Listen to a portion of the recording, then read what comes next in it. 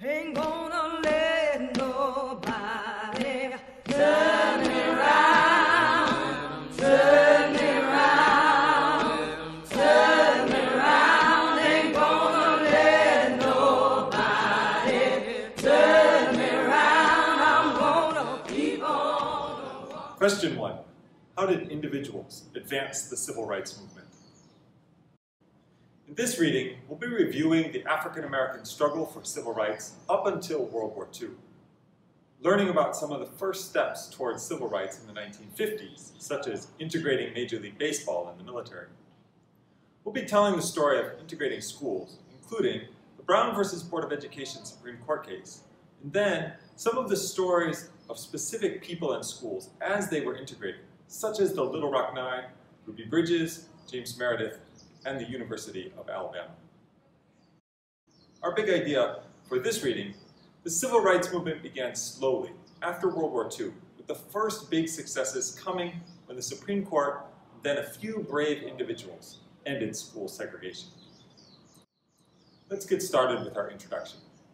The early successes of the civil rights movement were mostly the work of courageous individuals. Presidents, business leaders, judges, and eventually students bravely chose justice over prejudice and made decisions that were unpopular and sometimes even dangerous. The days of the great marches led by inspirational leaders like Dr. Martin Luther King Jr. were still to come. What made these individuals do what they did? Why did they decide to risk their lives or public support to make change happen?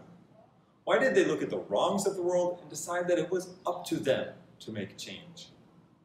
And how was it that individual Americans, sometimes only children, helped overcome generations of established law and discrimination?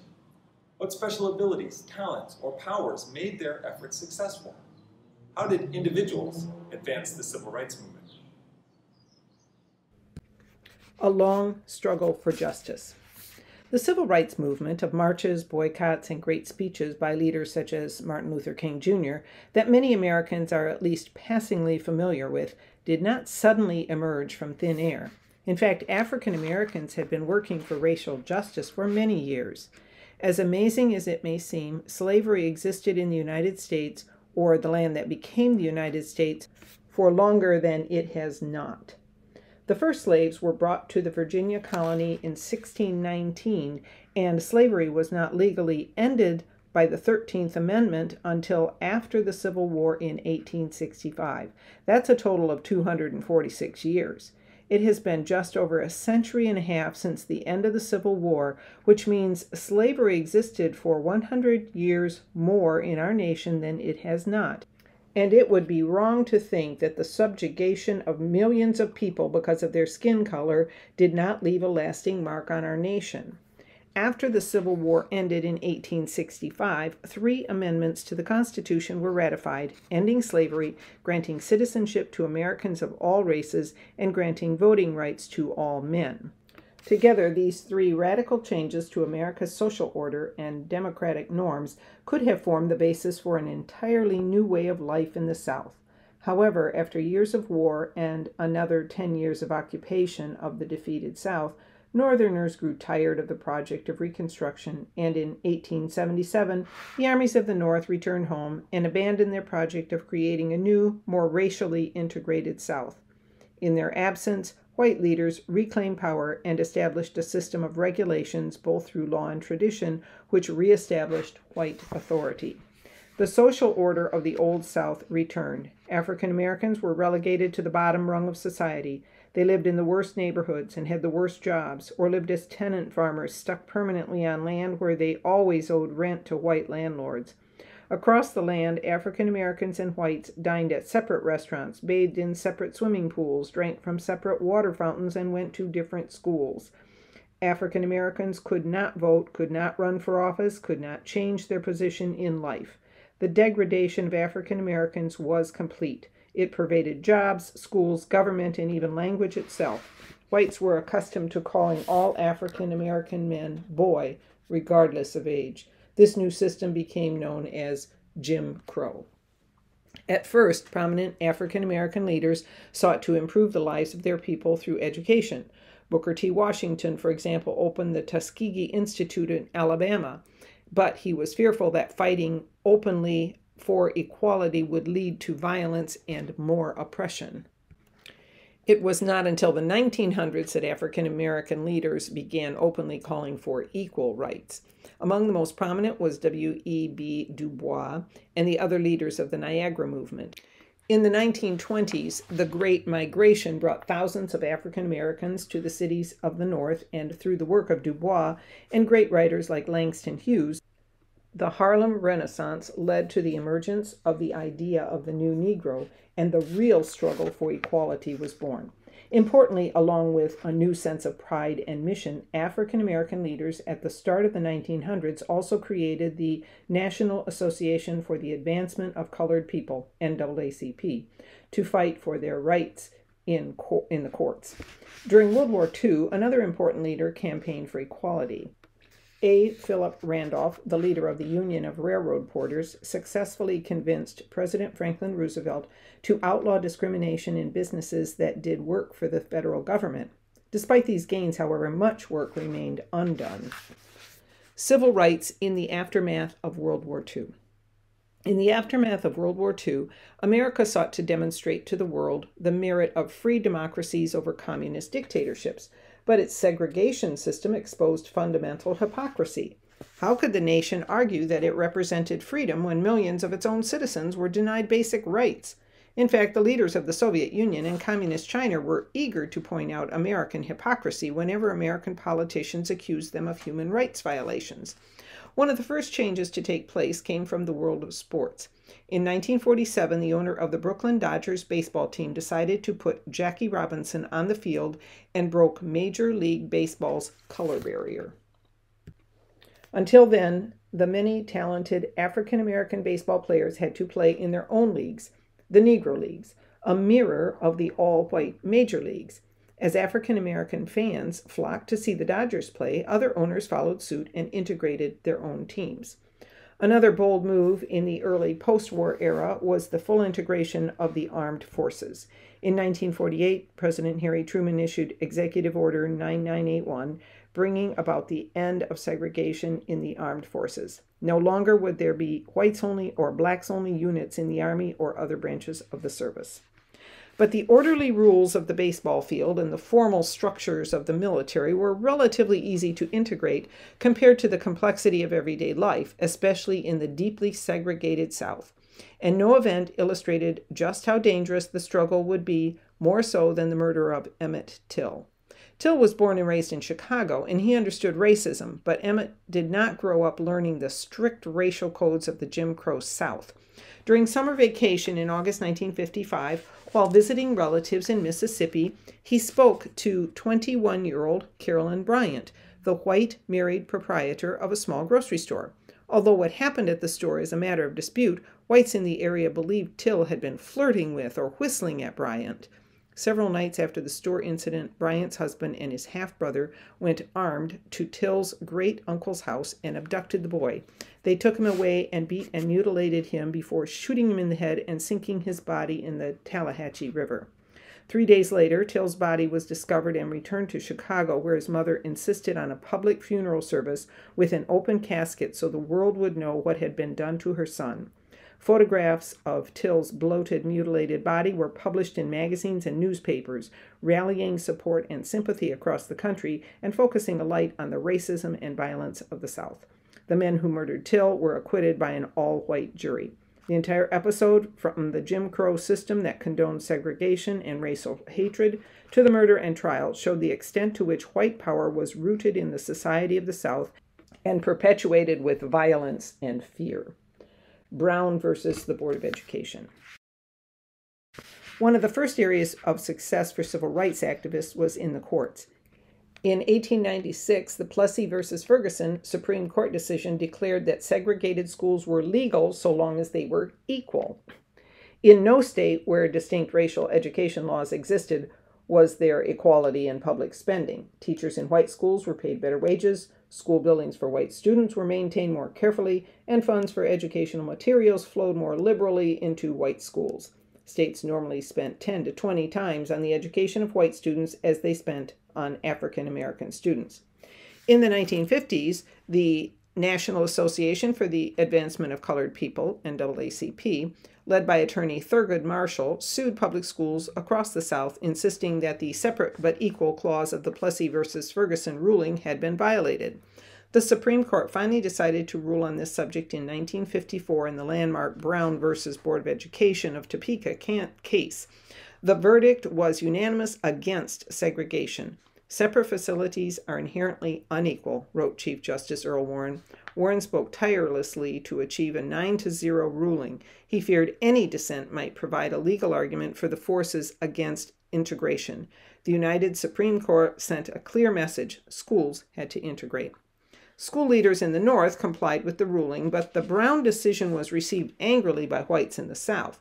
The court had stopped short of insisting on immediate integration, instead asking local governments to comply with all deliberate speed. 10 years after Brown, fewer than 10% of Southern public schools had integrated. Some areas achieved a 0% compliance rate. Rather than opening their schools to African Americans, many white leaders simply closed their schools entirely. In one county in Virginia, for example, the white county government simply stopped appropriating money for schools. Instead, they provided funding for students to attend private schools. Then they closed the public schools and reopened them as private schools that admitted only white students. So despite the ruling by the Supreme Court, it took the work of many brave Americans to make integrated schools a reality. The Little Rock Nine.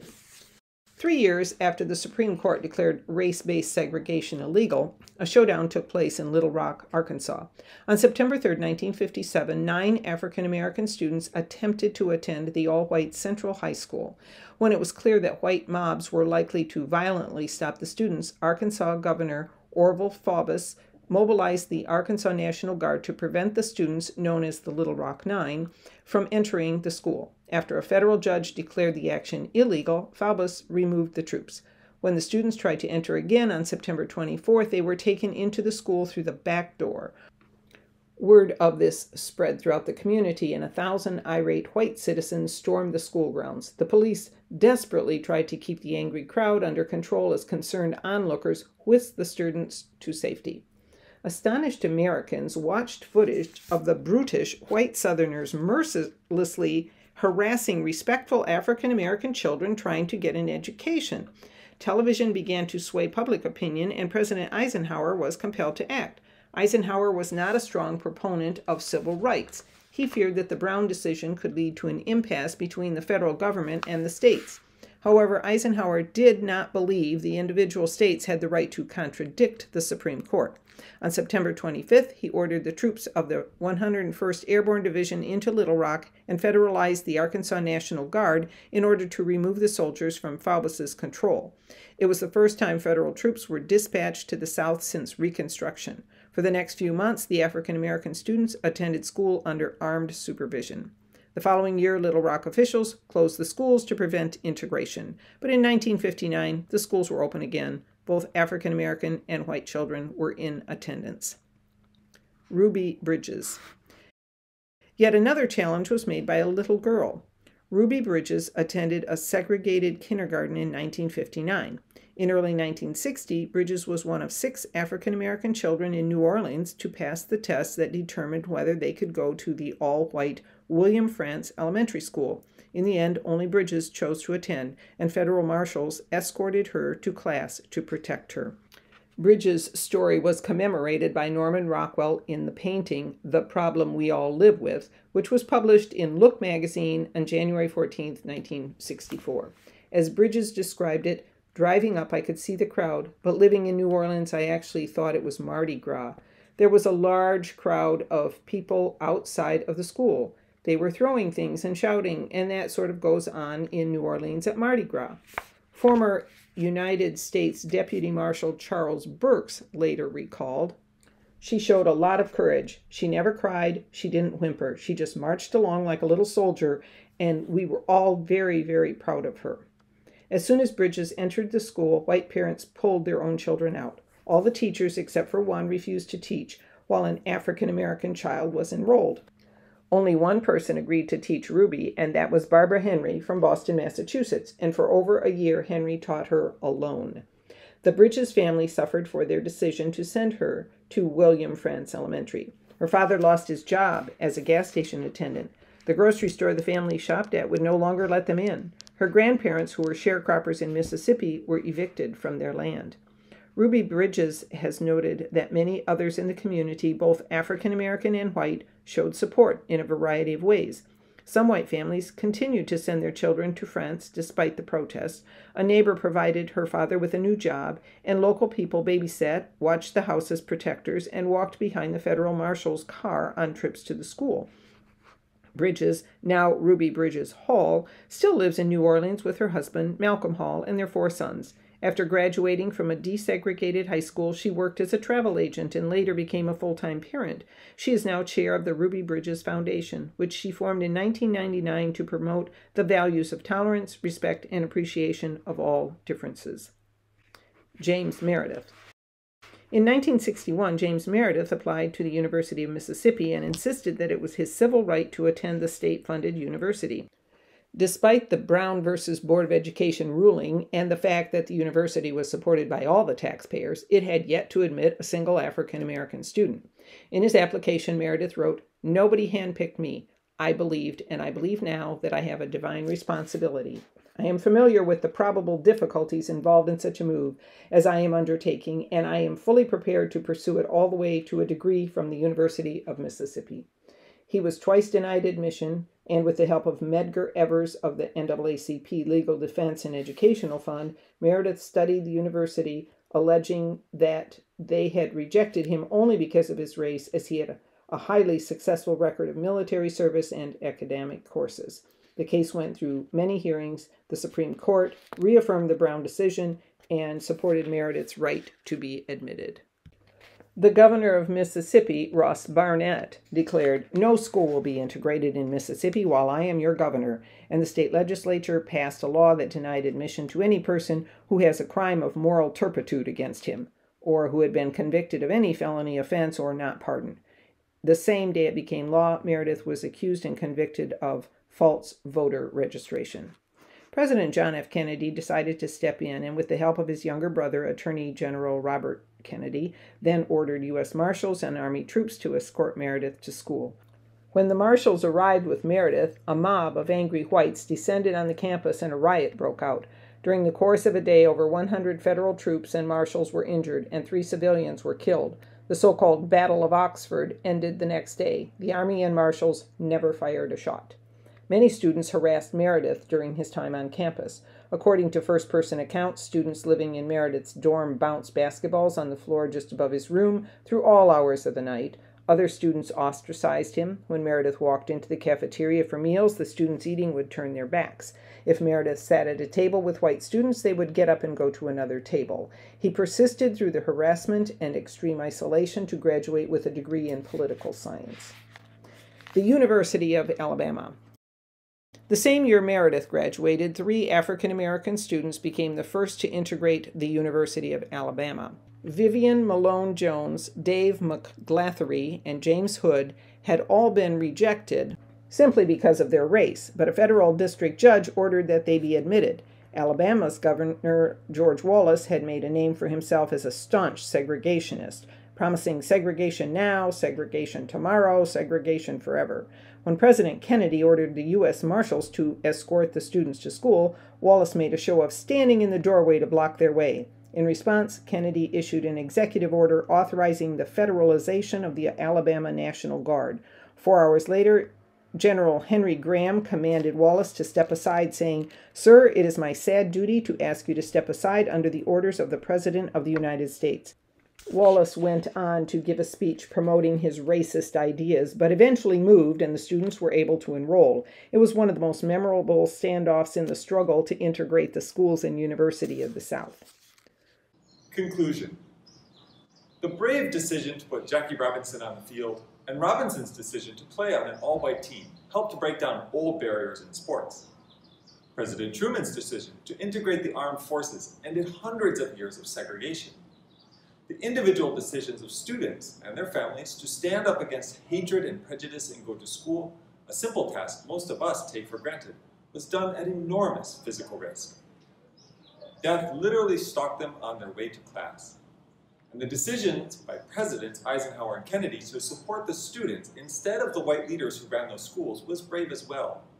No politician wants to risk losing votes, and it would be foolish to apply modern ideas about what would be popular at a time when racial prejudice was proclaimed proudly and openly by millions of white Southerners. Yet, without these individuals, the later work of Dr. King and the marches and protests that most Americans are familiar with probably would not have happened. So, how did individuals advance the civil rights movement? Marching up to freedom land.